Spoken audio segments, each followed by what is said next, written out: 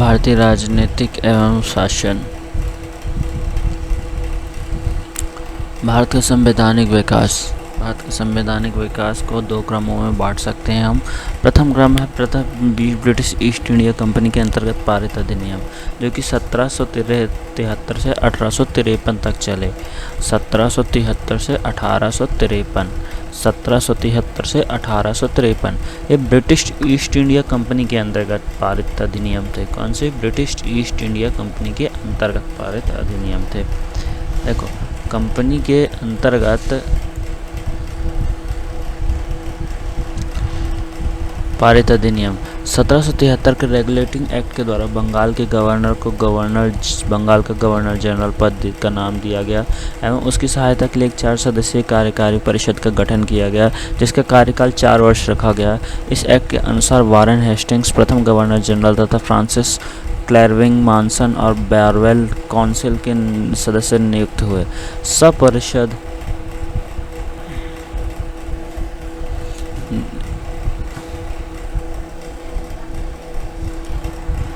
Governor general को बंगाल में fort William की प्रेसिडेंसी के सैनिक एवं असैनिक शासन का अधिकार दिया गया।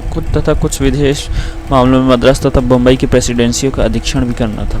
इसी एक्ट के तहत कलकत्ता में 1774 ईस्वी में एक उच्चतम न्यायालय की स्थापना की गई, जिसमें मुख्य न्यायाधीश और 3 अन्य न्यायाधीश थे।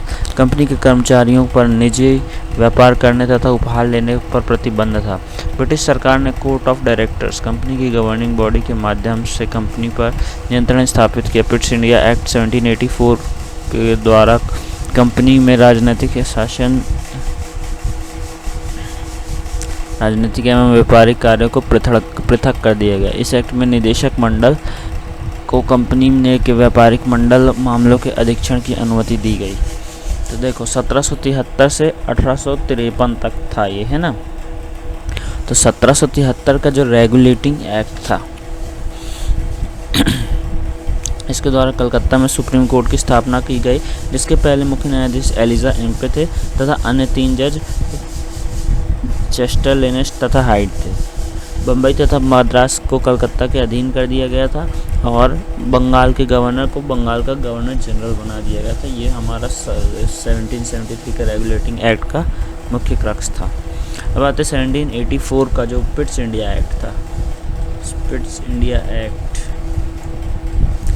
1784, इसके द्वारा कंपनी के राजनीतिक एवं व्यापारिक कार्यों का पृथक्करण किया गया था, क्योंकि इसमें कंपनी के भ्रष्टाचार जो हो रहा था उसको कम करना था, इसलिए इनके राजनीतिक एवं उस कार्य को प्रशासनिक कार्य को अलग कर दिया गया।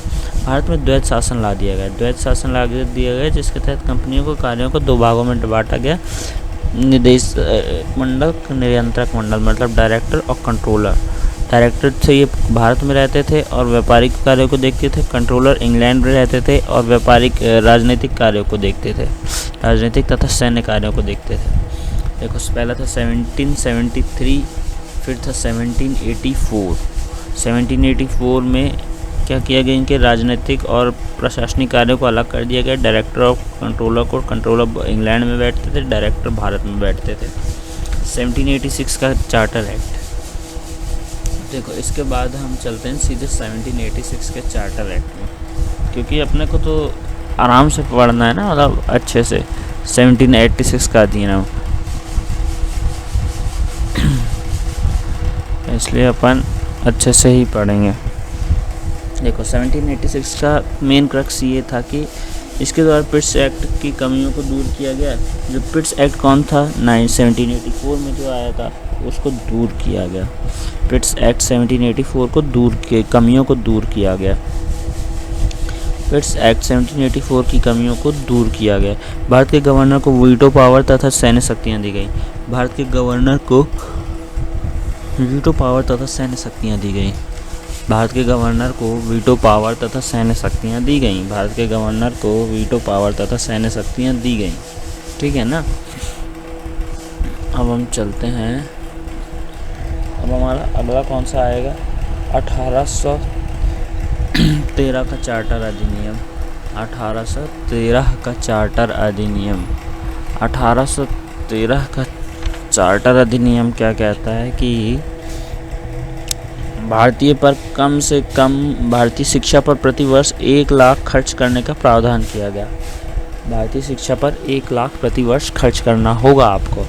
फिर इसके बाद था 1813 में 3 बातें मुख्य थी। ईसाई धर्म के प्रचार को अनुक्रमित कर दिया गया। इस मतलब अब ईसाई धर्म का प्रचार भारत में हो सकता था, ठीक है। फिर उसके बाद हमारा आता है कंपनी के एक अधिकार को आंशिक रूप से समाप्त कर किया गया, किंतु भारतीय चाय तथा चीन देश के व्यापार एक अधिकार बना। तो कंपनी जो व्यापार कर रही थी वो एक अधिकार समाप्त कर दिया लगभग, लेकिन जहाँ से इनको मेन फ़ायदा हो रहा था चाय का व्यापार तथा चीन से व्यापार, इसको इन्होंने एक अधिकार बना के रखा। फिर आता है 1833 का अधिनियम। 1833 के अधिनियम में क्या है कि कंपनी के एक अधिकार को पूर्णतः समाप्त कर दिया गया। इसमें विधि सदस्य को जोड़ा गया। विधि मतलब कानूनी, जो जानता हो। जो 1833 का अधिनियम क्या कहता है कि कंपनी के एक अधिकार को पूर्णतः समाप्त कर दिया गया। इसमें विधि सदस्य को जोड़ा गया। 1853 का चार्टर अधिनियम क्या कहता है कि यह अंतिम चार्टर था। चार्टर जो था यह अंतिम चार्टर था। इसमें एक अलग से विधि परिषद का गठन किया गया। 1833 में एक सदन आया था, विधि अधिकारी का एक सदस्य था। 1853 में 20 साल बाद इन्होंने क्या किया कि पूरी विधि परिषद बना दी और कंपनी के कर्मचारियों को खुली प्रतियोगिता का आयोजन किया गया। कंपनी के कर्मचारियों के लिए खुली प्रतियोगिता का आयोजन किया गया। कंपनी के कर्मचारियों के लिए खुली प्रतियोगिता का आयोजन किया गया। देखिए एक बार रिवाइज करते हैं हम कि ब्रिटिश ईस्ट इंडिया कंपनी के अंतर्गत मुख्य पारित अधिनियम कौन कौन से थे। तो भैया ज़रा ध्यान से सुन लीजिए। पहला था हमारा 1773 का रेगुलेटिंग एक्ट, जिसमें कलकत्ता के सुप्रीम कोर्ट की स्थापना की गई तथा उसके मुख्य न्यायाधीश एलिजे इम्पे थे और 3 अन्य जज चेस्टर, लेंस्टर तथा हाइडे थे। अब बंगाल तथा मद्रास को कलकत्ता के अधीन कर दिया गया। अब बंगाल के गवर्नर को बंगाल का गवर्नर जनरल बोल दिया गया। और पहला जो सुप्रीम कोर्ट था वो 1774 में खुला था, ये भी याद रखना है। फिर हमारा आता है Pitt's India act. Pitt's India act 1784 में आया, मतलब 11 साल बाद आया। एक के बाद दूसरा जो आया वो 11 साल बाद आया। इसमें क्या था कि कंपनी को भ्रष्टाचार कम करना था, प्रॉफिट बढ़ाने के लिए, तो इन्होंने द्वैत शासन ला दिया। एक कंट्रोलर होते थे, एक डायरेक्टर होते थे। डायरेक्टर भारत में बैठते थे, कंट्रोलर इंग्लैंड में बैठते थे, जो वहाँ से नीतियाँ बना के बेचते थे। अब हमारे आएंगे चार्टर एक्ट। चार्टर एक्ट जो है 1786 का चार्टर एक्ट था।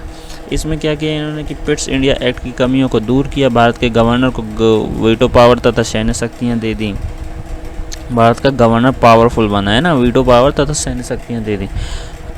1853 का जो चार्टर अधिनियम था उसमें क्या बोला गया कि भारतीय शिक्षा 1813 है वो 1813 का चार्टर अधिनियम है। इसमें बोला गया कि भारतीय शिक्षा पर प्रतिवर्ष 1 लाख खर्च करने का प्रावधान किया गया है। ईसाई धर्म के प्रचार को अनुक्रमित कर दिया गया है। कंपनी के एक अधिकार को आंशिक रूप से समाप्त कर दिया गया, किंतु भारतीय चाय तथा चीन के साथ व्यापार बना रहा। एक अधिकार, ठीक है ना। बहुत चले होंगे। 1853 का चार्टर अधिनियम। 1853 का चार्टर अधिनियम क्या कहता है? यह अंतिम चार्टर अधिनियम था। इसमें एक विधि परिषद का गठन किया गया। 1833 में एक सदस्य आया था विधि परिषद का और 1853 में एक विधि परिषद बन गई और कंपनी के कर्मचारियों के लिए खुली प्रतियोगिता की बैठक की गई। खुली प्रतियोगिता की व्यवस्था की गई, मतलब अब कंपनी के जो अधिकारी आएंगे वो खुली प्रतियोगिता से ही आएंगे।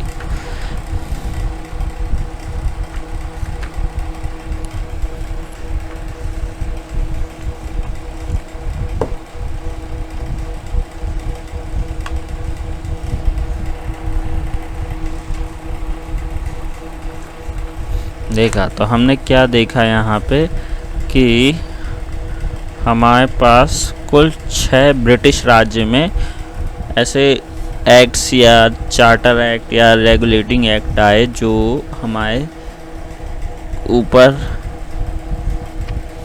नियम बना रहे थे, ठीक है ना। चलिए। आज के लिए इतना ही रखते हैं।